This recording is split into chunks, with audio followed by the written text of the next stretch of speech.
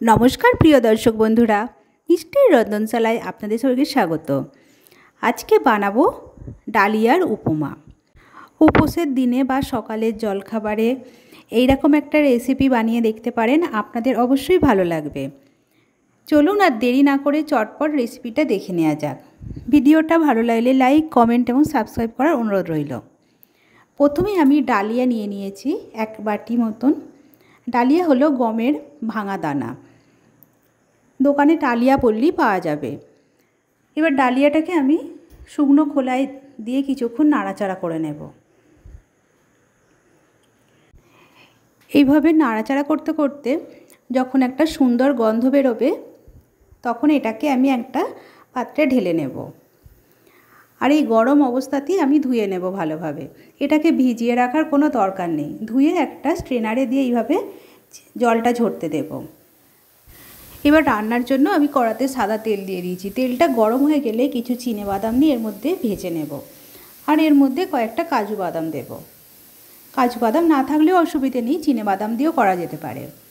তারপর বাদামটা ভাজা হয়ে গেলে আমি তুলে নেব। আর সবজির জন্য এখানে আমি আলু, গাজর আর ক্যাপসিকাম কেটে নিয়েছি।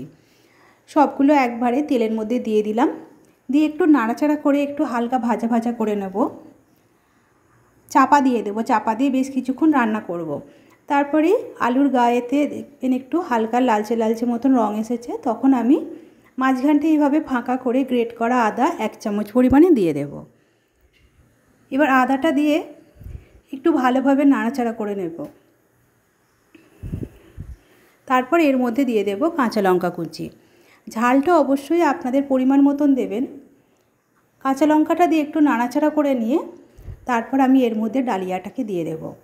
ডালিয়াটা দিয়ে সবজির সাথে প্রায় মিনিট 2-3 আমি এইভাবে নাড়াচাড়া করে নেব। তারপর আমি এর মধ্যে দিয়ে দেব গরম জল। আমি যে পরিমাণ ডালিয়া নিয়েছি তার ডবল পরিমাণে আমি এখানে গরম জল নিলাম। আর ডালিয়াটা অবশ্যই গরম জলে করতে হবে, নাহলে ঝরঝরে হবে না। আর এই জলের মধ্যেই আমি এখানে পরিমাণ মতো নুন আর 1 চামচ চিনি দিয়ে দিলাম। ঝোলটা ফুটে উঠলে এখানে নুন আর চিনির টেস্টটা একটুখানি করে দেখে নিতে হবে, কারণ এই সময়ই যেরকম নুন চিনির টেস্ট হবে সেটাই পরে থেকে যাবে। কম হলে, কম বেশি হলে এই সময়ই দিয়ে দেবেন। তারপর আমি মিনিট 5 চাপা দিয়ে রান্না করব, একদম লো ফ্লেমে রেখে। 5 মিনিট পর ঢাকনাটা খুলে নিয়েছি।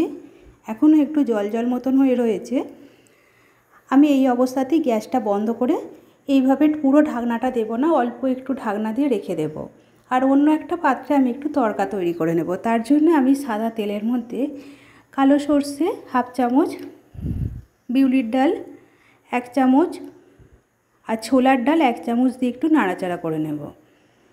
কালো সর্ষেটা যখন একটু ফাটবে, তারপর আমি এর মধ্যে দিয়ে দেব কারি পাতা। কারি পাতাটা দেওয়ার সময় অবশ্যই গ্যাসটা কমিয়ে দেবেন, না হলে চারদিকে তেলটা ছিটকে যাবে।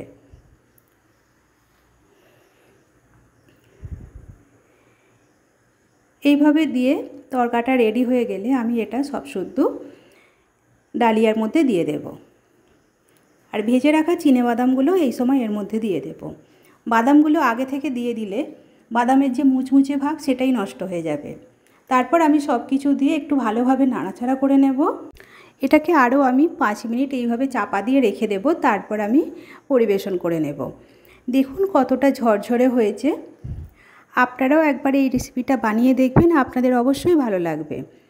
আর আমার এই রেসিপিটা যদি আপনাদের ভালো লেগে থাকে তাহলে প্লিজ একটা লাইক দিয়ে দেবেন, আর কমেন্ট করে অবশ্যই জানাবেন এই রেসিপিটা আপনাদের কেমন লাগলো। আর প্লিজ আমার চ্যানেলটা সাবস্ক্রাইব করে আমার পাশে থাকবেন।